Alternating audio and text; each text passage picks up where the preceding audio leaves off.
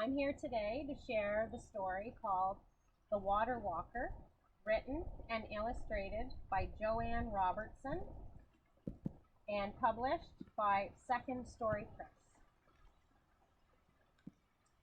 Nokomis loved Nibi, water, and Nibi loved Nokomis, grandmother. Rain or shine,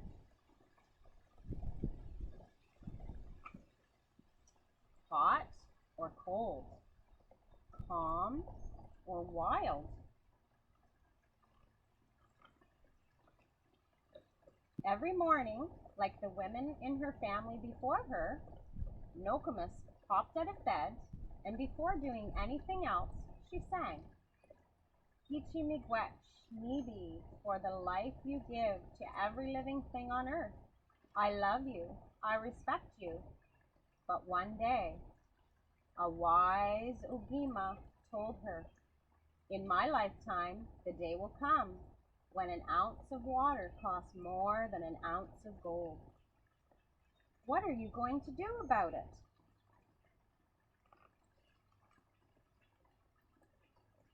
Like an arrow, his words pierced Nokomis' heart. She looked around.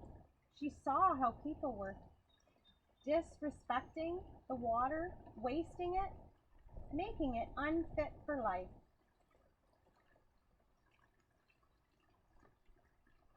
Day turned to night, nights turned to weeks, and Nokomis remembered the Ogima's words.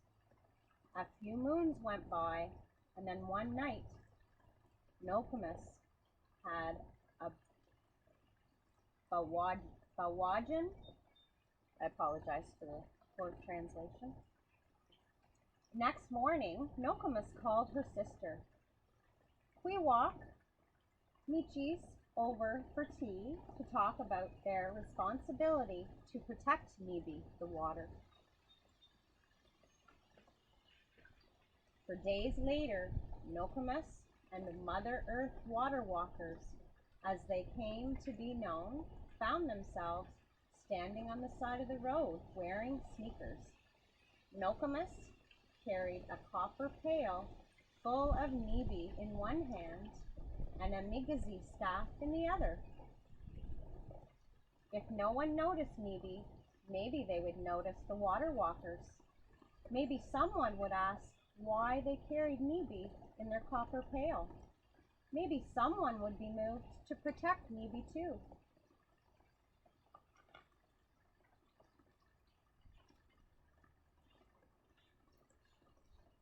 Nokomis and the Mother Earth water walkers walked around all the Great Lakes, St. Lawrence River. They walked every spring for 7 years. They prayed and sang to Nibi. They left Sema in every lake, river, stream, and puddle they met. They got up before the birds and went to bed when Nokomis easy rose. Grandmother Moon. Nokomis was interviewed on television, in newspapers, and on the radio. She was even in movies. But big companies, politicians, and even her next-door neighbors still did not feel the urgency to protect Nibi. What more can I do? Wondered Nokomis. A year later, over by the Atlantic Ocean, Anichikwe had a Bawajin which she shared with Nokomis as soon as she woke up. Nokomis shared the Bawajin with all the people she had met during her previous walks. Word spread fast across Turtle Island. Everyone began to prepare. Next thing you know, there were Kwiwoks standing at each salt Nibi surrounding Turtle Island, with a copper pail in one hand and Migazi staff in the other, wearing sneakers.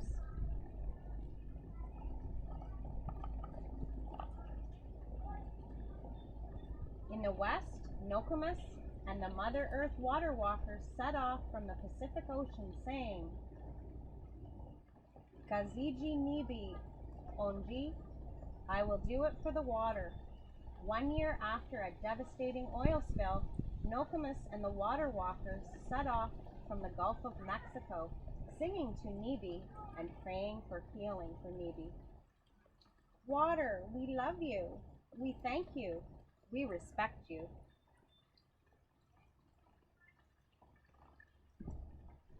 Next, Nokomis and the water walkers set off from the Atlantic Ocean in the east. At the send-off, they walked barefoot on the rocks and the beautiful petroglyphs and sang to Nibi. Putting on their sneakers, they started out on the migration trail their ancestors traveled hundreds of years before. In the frigid north, the ice was 5 feet thick. Nokomis and the Mother Earth water walkers put sema, tobacco, on the frozen Nibi, singing their thanks, respect, and love.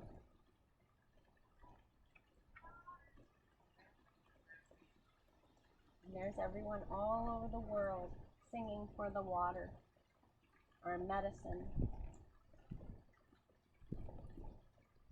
Saltwater tears filled the Mother Earth water walkers' eyes as the 4 salt Nibi met Lake Superior.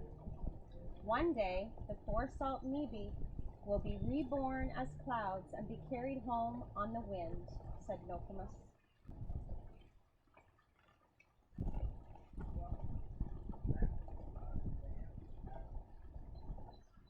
Nokomis went through 3 knees and 11 pairs of sneakers walking for Nibi. She got her knees replaced and is at home resting up, taking the time to surf online for new sneakers.